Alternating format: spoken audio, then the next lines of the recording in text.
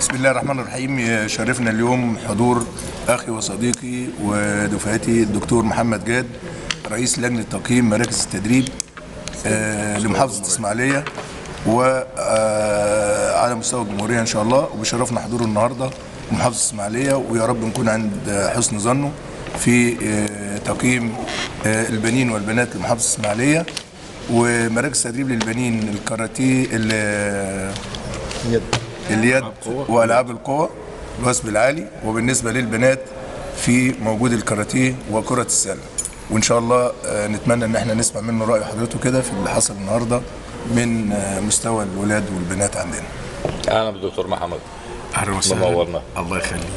تقييمك ايه النهارده ان شاء الله؟ يعني لعل يكون البدايه خير يعني ان شاء الله. خير باذن الله، ودايما الاسماعيليه في تقدم. وطبعا اولا انا بشكر الموجه العام الاستاذه ماجدة حسن للمجهود المبذول في جميع الانشطه، وطبعا اخويا وحبيبي محمد حجاب الموجه الاول والمسؤول عن النشاط البنين بالكامل على مستوى المحافظه. بالنسبه للنهارده طبعا لاول سنه تغيير لعبه كره الطايره لكره اليد، وطبعا فيها مستوى عالي، ونشكر الكابتن تامر مسؤول بالفريق والمدرب بتاعهم، مجهود قوي وحلو ومشرف. وباذن الله يكون على السنه الجايه في نتيجه انهم ينزلوا بطوله المدارس على المرحله الاعداديه لانهم مستواهم حلو وعالي.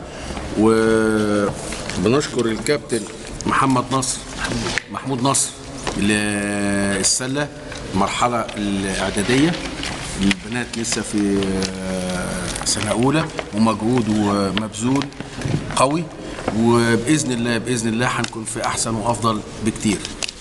وشاكرين للمجهود المبذول للمره الثانيه من الكاست كله لتوجيه عام التربيه الرياضيه بالكامل، ودايما في تقدم، واذن الله نشوفهم في محافل اخرى. طب نحب نسال سعادتك، يعني في مهارات متميزه ظهرت جديده هنا في اسماعيليه؟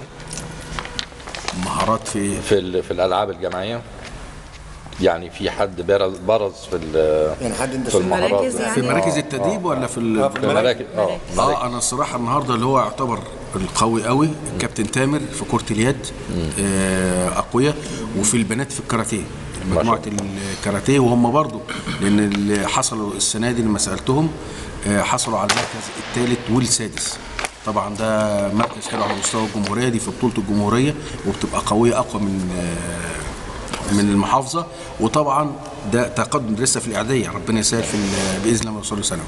طب من خلال ملاحظات سيادتك انت شايف ان هم ممكن يعملوا ايه عشان يتقدموا باللعبه اكتر من كده؟ التدريب ثم تدريب ثم تدريب، التدريب ده وباستمرار وبفترات محدده، وفي برنامج زمني ليهم. لو اتدربوا صح فهم لازم باذن الله يجيبوا احسن المراكز على مستوى الجمهوريه. طيب بالنسبه بقى للاداره العامه، نروح مصر بقى. بالنسبه للاداره العامه الاخبارها ايه دلوقتي؟ الحمد لله احنا دلوقتي احنا اللي ماسك الاداره العامه الدكتوره جيهان انور، وباذن الله احنا في كذا مشروع باذن الله، واللي هو الاسبوع الجاي هيبدا من الاسبوع الجاي بتاع المعاقين ده في المجمع التعليمي ده على مستوى الجمهوريه. وفي بعد كده في برضو مشروع اللياقه البدنيه اللي هو على المستوى المرحله الابتدائيه فقط. ابتدائيه بس؟ الابتدائيه فربنا يسهل. طب بالنسبه للاعدادي والثانوي ما فيش حاجه بالنسبه للياقه البدنيه؟ البروتوكول موجود دلوقتي لان المصروفات قليله. البروتوكول مع وزاره الرياضه سلامتك البروتوكول قليل او مش بنفس السنين اللي فاتت. طب كان في شغل نشط الفتره اللي فاتت كده مع لبنان وكده، دوله لبنان دي بطوله العربيه، البطوله العربيه، ومصر خدت المركز الاول بيها، وحصدوا على مراكز على حوالي 18 ميداليه ذهب. كان كام دوله مشتركه؟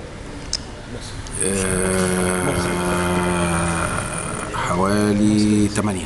8 دول 8 دول عربيه، ومصر طبعا ظهرت بمنظر مشرف باذن الله.